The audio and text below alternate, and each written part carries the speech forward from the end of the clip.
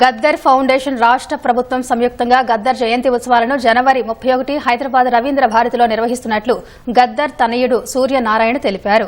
ఈ సందర్భంగా హైదరాబాద్ ప్రెస్ క్లబ్లో గద్దర్ ఫౌండేషన్ ఆధ్వర్యంలో జరిగిన కార్యక్రమంలో పోస్టర్ విడుదల చేశారు.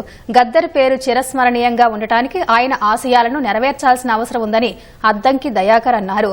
ఆయనకు కేంద్ర ప్రభుత్వం పద్మ విభూషణ్ను ప్రకటించాలని కోరారు.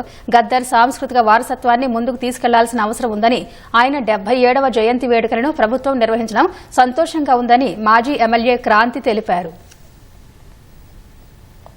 గద్దర్ గారి యొక్క చనిపోయిన తర్వాత మొదటి జయంతి గద్దర్ ఫౌండేషన్ తోనే జరిపినప్పటికీ కూడా రాష్ట్ర ప్రభుత్వం కూడా జరపాలనే నిర్ణయం తీసుకున్నందుకు ఇవి రెండు కలిపి చేయడం అనేది జరుగుతున్నది. ప్రత్యేకించి ఆయన ఆలోచనలకు భవిష్యత్తులో మరింత ముందు తరాలకు తెలిసే విధంగా ఒక గద్దర్ కల్చరల్ సెంటర్ను కూడా ఏర్పాటు చేయాలనేది ప్రభుత్వం ఈరోజు ఆలోచించింది.